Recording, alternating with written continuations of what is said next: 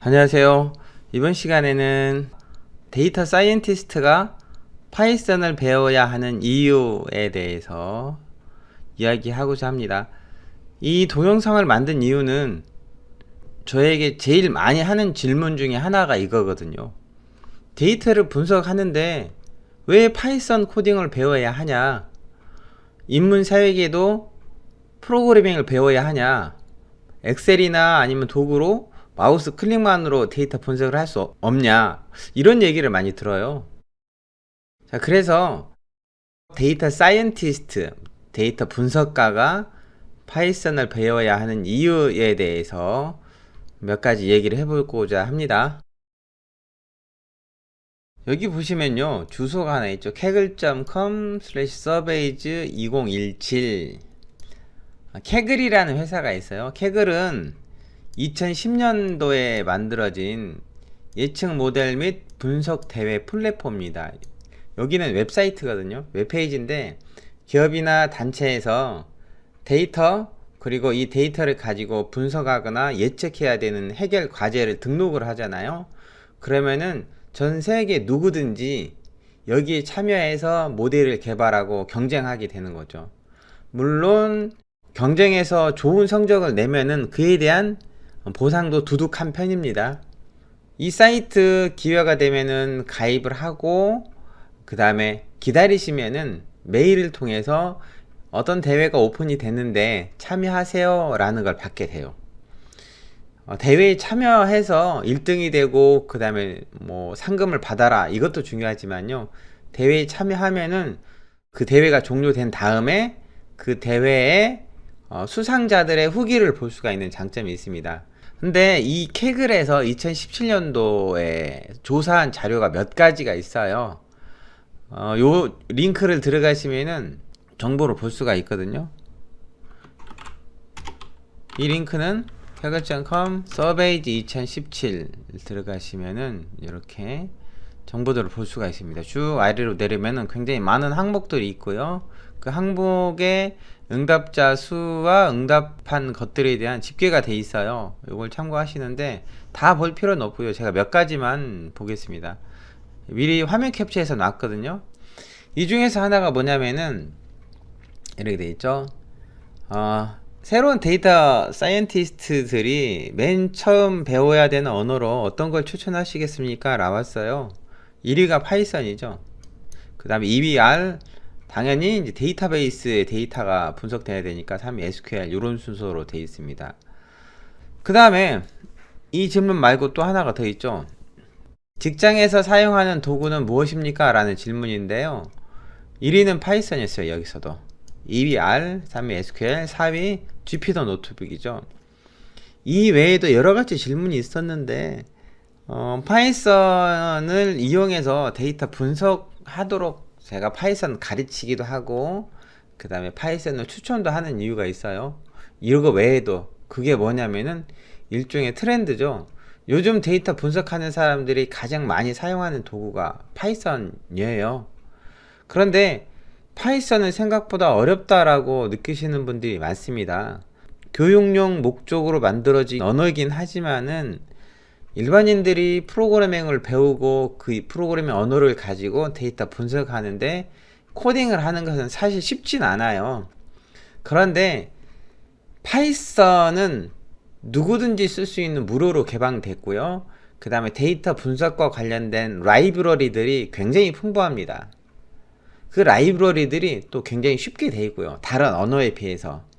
그래서 파이썬을 사용하는 것입니다. 자, 그러면은 데이터 사이언티스트들, 데이터 분석가가 파이썬을 배우는데 파이썬 언어만 배워서 당장 내가 앞으로 뭘 해야 되는지 잘 모르는 경우가 있어요. 그 다음 슬라이드를 통해서 파이썬을 배우시는 분들이 어떤 단계로 어떤 내용을 학습하면 되는지 알아보겠습니다. 여기는요, 데이터 분석가를 위한 파이썬 학습 로드맵이라고 돼 있죠. 여기 보시면은 크게 디벨로퍼, 뭐 IT 개발자라고 되어 있죠. 그 다음에 데이터 사이언티스트, 그 다음에 비즈니스 분석가, 이렇게 세 개의 영역으로 나눴어요. 제가 첫 번째 영역은 빨간 박스 쳐보죠. 디벨로퍼 영역. 두 번째 영역은 파란 박스 치겠습니다. 데이터 사이언티스트의 영역. 세 번째 영역은 보라색으로 해보죠. 비즈니스 애널리스트 영역. 이렇게 세 영역이 있어요. 이 세 영역 있고, 그 다음에 위아래로 보시면은 공통, 그 다음에 핵심, 실무 이렇게 되어 있습니다. 맨 아래쪽부터 살펴보죠. 맨 아래쪽에는 뭐가 있냐면요, 프로그래밍 언어 기본이 있어요. 이 프로그래밍 언어 기본에 해당하는 내용은 개발 환경은 어떻게 구성하고, 자료형과 연산자는 뭐가 있고, 데이터 구조는 어떤 것들이 있고, 그리고 재음은 함수들에 대해서 배웠는데요. 이 프로그래밍 언어 기본은 개발자가 되려는 사람, 그 다음에 데이터 사이언티스트가 되려는 사람, 그 다음에 비즈니스 분석가가 되려는 사람들이 공통으로 배워야 되는 항목들이에요. 프로그래밍 언어, 그 중에서 파이썬을 배우라고 하는 것은 제가 개발자가 되어라 라는 의미도 있겠지만은, 저는 그보다는 데이터 분석가나 비즈니스 분석가가 되려면은 기본적으로 알아야 되는 공통 지식이라고 얘기하고 싶다는 거죠. 개발자가 되라는 건 아니에요. 사실은 개발자가 되려면은 왼쪽에 트랙들을 찾아가면 되겠죠. SQL을 더 배우고, 그 다음에 프로그램 언어 활용을 더 배우고, HTML5도 배우고, 윈도우 프로그래밍도 배우고, 웹 프로그래밍도 해서 웹 개발자가 되거나 아니면 윈도우 프로그래밍 개발자가 되거나 하면 되겠죠. 그런데 저는 이렇게 웹 개발자가 되거나 하라는 목적으로 데이터 분석가에게 프로그래밍 언어를 배우라고 하진 않아요. 프로그래밍 언어 기본을 배운 다음에 그 다음 단계로 넘어가는 부분이 있죠. 화면을 지우고 다시 설명하죠. 프로그래밍 언어 기본을 배우고요. 그 다음 단계가 어디로 가냐면은 프로그래밍 언어 활용 또는 데이터 분석 라이브러리로 가는 거죠.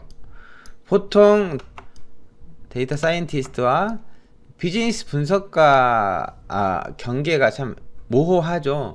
저는 데이터 사이언티스트라고 하면 개발자 성향을 좀 가진 사람이라고 얘기를 하고요. 비즈니스 분석가는 자기 도메인에 좀 더 많은 지식을 갖고 있는 사람이라고 얘기를 해요. 보통의 경우에는 IT 직군이 데이터 사이언티스트로 전향하는 경우가 많죠. 아무래도 개발 능력도 가지고 있어야 되니까요.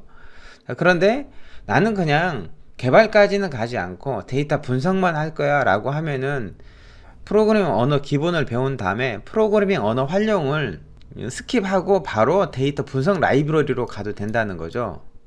데이터 분석 라이브러리에는 n차원 배열을 다루는 거, 데이터 프레임 다루는 거, 시각화, 웹데이터 수집, 텍스트 마이닝, 연관 분석 이렇게 되어 있는데요. n차원 배열 다루기와 데이터 프레임은 말 그대로 데이터를 다루는 방법입니다. 코딩을 통해서 데이터를 자르고 합치고 내가 원하는 집계를 보고 여러가지 것들을 하게 되는데요. 파이썬의 코드를 이용해서 물론 코딩을 해야겠지만요, 데이터 프레임을 다룬다든가 아니면 배열을 다루는 거를 익숙해야 데이터 분석을 할 수가 있는 거죠. 어쨌든 간에 이런 걸 배우려면은요, 파이썬 언어를 알고 있어야 배울 수 있지 않겠습니까? 그 다음에 데이터 시각화도 해야겠죠. 이 부분은 이 EDA를 위해서 필요한 거예요. Exploratory Data Analysis라고 해서요, 탐색적 데이터 분석을 하려면은 데이터를 다루는 방법을 배워야 되겠죠.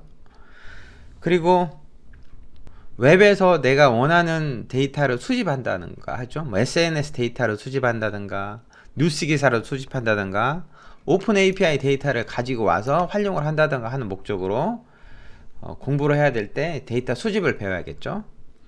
그 다음에 데이터 수집된 것이 텍스트 자료라면요, 텍스트 마이닝도 해야겠죠. 이런 것들이 데이터 분석 라이브러리에서 언급이 되는데요. 이 데이터 분석 라이브러리는 파이썬 언어로 되어 있잖아요. 파이썬 언어로 되어 있기 때문에 파이썬 언어를 배우는 것입니다. 자, 그런데 나는 개발자 성향이 좀 있어서 데이터 사이언티스트가 되고 싶어 라고 하면은 프로그램 언어 활용을 배우면은 좀 더 상위 기술들을 갖게 되는 거죠. 여기에서는 모듈과 패키지를 직접 만드는 방법, 그 다음에 객체 지향 프로그래밍에서 객체와 클래스의 개념, 예외 처리, 파일 입출력, 데이터베이스 연동 등을 배웁니다. 그러면 데이터 비즈니스 애널리스트가 파일 입출력을 안 배우냐 이렇게 생각할 수 있는데요. 이 프로그래밍 언어 활용해서 파일 입출력은 파이썬의 내장 라이브러리를 이용해서 파일 입출력을 하게 돼요. 그런데 이 데이터 프레임을 배우면은 파일을 불러들이고 그 다음에 파일을 저장하는 거 한 줄이면 된다는 거죠. 어떤 개념이냐면요, 라이브러리 배우면은 굉장히 코드가 간결하고 생산성이 높은데 안 배우고 직접 코딩을 하면은 코드 라인 수도 많아지고 데이터 형식에 따라서 매번 코드를 바꿔줘야 되는 불편한 점이 있어요. 하지만은 개발자라면은 그런 좀 로우 레벨, 저수준의 기능을 이용해서 구현할 수 있는 능력이 있어야겠고, 굳이 그럴 필요까지 없다라면 데이터 분석 라이브러리를 통해서 데이터를 읽고 쓰고 하면 더 쉽다는 것이죠. 여기 프로그래밍 언어 활용은 보통의 경우에는 다 배우진 않고요. 시간이 짧다면은 모듈과 패키지, 그 다음에 객체 지향 프로그래밍 정도 배우고 넘어가는 겁니다. 자, 화면 다시 지우고 그 다음 설명해 보죠. 만약에 여러분이 프로그래밍 언어 기본을 배웠어요. 그리고 데이터 분석 라이브러리도 배웠습니다. 그렇다고 해서 데이터를 가지고 예측을 한다든가 할 수 있진 않아요. 데이터 분석 라이브러리 배운 다음에 그 다음에 머신러닝과 관련된 기술을 배우는 거죠. 전체적으로 큰 네모박스를 보면 5개가 돼 있어요. 언어 기본, 활용, 데이터 분석 라이브러리, 머신러닝, 그리고 딥러닝. 딥러닝은 인공신경망을 이용해서 비선형 문제를 해결하는데요. 주로 개발자와 관련된 업무가 좀 많다고 보시면 돼요. 그래서 머신러닝으로 가능한데 굳이 딥러닝까지 갈 필요 없다라고 하면 여기까지는 안 가도 된다는 거죠. 딥러닝 개발자 성향이 좀 강하고, 그 다음에 머신러닝은 개발자 성향이 있다 없다 라기보다는 도메인 분석가도 배울 수 있는 영역이라고 생각하시면 더 좋습니다. 머신러닝 영역에는요, 여기에는 어떤 내용들이 있냐면요, 기초통계나 선형대수와 통계하면 참 어렵죠. 사실 통계의 기본적인 이론들을 배우고 그것들을 증명할 수 있는 수준까지 되면 좋겠지만은 그것까지 다 배우려면 시간이 부족하죠. 보통 머신러닝을 하는 사람들이 배우는 기초통계나 선형대수는 통계에 이런 원리가 있는데 이 원리를 구현한 함수는 뭐가 있고요, 이 함수의 입력값으로 뭘 줘야 되고 이 함수가 실행해서 출력하는 숫자들이 무엇을 의미하는지를 이해하면 되는 거예요. 그래서 실제 기초통계나 선형대수라고 되어 있지만 아주 어려운 통계를 배우진 않습니다. 통계에 대한 기초지식이 없으셔도 충분히 배울 수 있는 내용이라고 생각해요. 자, 그 다음에 머신러닝, 회귀분석, 분류분석, 군집분석, 추천 시스템, 지리정보 시스템 이렇게 있는데 이 모든 것을 다 배우면 좋죠. 다 배우면은 굉장히 지식적으로도 많은 것들을 갖게 되는데 실제 데이터 분석과 관련된 업무를 할 때 이걸 다 쓰진 않는다는 거예요. 만약에 마케팅 회사에서 상품을 고객에게 추천하고 싶어요 라고 하면은 추천 시스템 쪽으로 더 배우면 된다는 거죠. 추천 시스템을 배우기 위해서 머신러닝, 회귀분석, 분류분석, 군집분석 이거 다 배울 필요는 없어요. 물론 기본적으로 머신러닝은 어떻게 하는지 절차 그리고 단계적으로 해야 될 일들을 배워야겠지만은 군집분석, 회귀분석 이런 알고리즘을 아주 디테일하게 가진 않아도 된다는 거죠. 만약에 우리 회사는 지도 데이터를 활용해서 뭔가 해야 돼 라고 하면은 굳이 추천 시스템까지는 안 가고 그냥 바로 지리정보 시스템 배우면 되겠죠. 지도 API를 화면에 띄우고 지도 위에 내가 원하는 위치에 오버레이를 마킹을 하고 이런 것들을 배우면 돼요. 만약에 나는 그냥 통계적 방법만으로 어떤 논문에 쓸 자료가 필요해 라고 하면은 굳이 머신러닝까지는 안 가고요, 통계적 방법을 이용해서 데이터를 분석하고 그에 대한 결과만 수치로 작성해내도 되겠죠. 만약에 여러분이 설문조사한 데이터를 가지고 그걸 분석해서 누구에게 보여줘야 된다라고 하면은 그건 굳이 머신러닝까지 안 가도 된다는 것이죠. 만약에 여러분이 금융회사에 존재한다, 그리고 뭔가를 예측한다 라고 하면은 회귀 분석, 분류 분석 등을 배우면 되겠죠. 머신러닝의 기반 기술은 아무래도 코딩을 해야 되니까 프로그램 언어예요. 하필이면 파이썬을 배우도록 권하는 이유는 첫 번째 트렌드라는 거, 아까 캐글에서도 데이터 사이언티스트가 맨 처음 배울 언어로 추천할 것이 1위가 파이썬이었잖아요. 물론 한 30년 뒤는 어떻게 될지 모르겠지만요, 지금 당장은 많은 사람들이 파이썬을 배우고 파이썬 기반으로 코딩을 하기 때문에 파이썬을 배우고 추천한다는 거죠. 간혹 R이라는 언어를 가지고, R이라는 도구를 가지고 분석하는 분도 많아요. 저도 책을 썼는데 R을 이용해서 데이터를 분석하는 책, 그 다음에 파이썬을 이용해서 데이터를 분석하는 책, 두 가지 다 썼어요. 둘 다 강의를 합니다. 고객사에서 R을 이용해서 분석하기를 원한다면 R을 이용해서 하고요. 그 다음에 파이썬을 이용해서 분석한다면 파이썬을 이용하는데, 둘 중에 어느 거를 선택할지를 골라주지 않는다면 저는 파이썬을 가지고 할 거를 권장을 해요. 트렌드죠, 트렌드. 그리고 데이터를 분석하기 위해서는 예측만 있는 건 아니거든요. 데이터를 탐색해서 시각화하는 과정도 데이터의 분석 과정에 해당됩니다. 그러려면은 화면에 보는 이런 거 있죠, 데이터 다루는 것들, 그 다음에 데이터 시각화하는 것들 필수예요. 많은 시간이 주어진다면은 이 많은 것들을 다 배우게 하면 좋겠지만은, 핵심적인 것만 배우게 하고 싶다라고 하면은 저는 이 중에서 프로그램 언어 기본은 무조건 배워야겠죠. 이건 항상 해야 되는 거고요. 개발자가 되든 데이터 사이언티스트가 되든 비즈니스 애널리스트가 되든 다 배워야 되는 거고요. 그 다음에 프로그래밍 언어 활용해서 모듈과 패키지, 그 다음에 객체지향 프로그래밍은 배워야 된다고 생각해요. 객체지향 프로그래밍은 BIT 전공자가 배우기는 부담스러운 내용일 수도 있어요. 그런데 데이터 분석 라이브러리나 머신러닝에서 클래스를 가지고 객체를 생성하거든요. 그렇기 때문에 이 부분을 배워두지 않으면은 뒤에 클래스를 다루는데 좀 이해가 잘 안 되는 부분도 있다라는 것이죠. 그래서 배우게 하는 거고요. 그 다음에 데이터 분석 라이브러리로는 데이터를 다룰 줄 알아야 하잖아요. 그래서 N차원 표현 다루기나 데이터 프레임도 있는데, N차원 표현 다루는 것은 보통 딥러닝을 위해서 하는 거고요. 그렇지 않고 머신러닝을 위해서라면은 데이터 프레임과 데이터 시각화 정도만 배울 거를 권해드리고 싶습니다. 그 다음에 머신러닝에서는 이거 다 하는 것보다요, 머신러닝 기초와 그 다음에 회귀 분석, 분류 분석 정도 권해드리고 싶습니다. 시간이 짧다면요, 시간이 충분히 주어진다면 다 배우는 게 좋겠죠. 보통 채용 예정자 과정 800시간 정도 준다면은 이 전 과정을 다 가르치겠죠. 배울 거 권하고요. 참고로 이쪽 왼쪽에 있는 파란색 박스 친 딥러닝 분야, 이 부분은요, 머신러닝을 배우고 이쪽으로 올 거 권해드리고 싶어요. 머신러닝은 뭐고 딥러닝은 뭐냐라고 하는데요, 딥러닝은 머신러닝 분야의 하나라고 생각하시면 돼요. 딥러닝에서는 사용하는 알고리즘이 인공신경망이라는 알고리즘이거든요.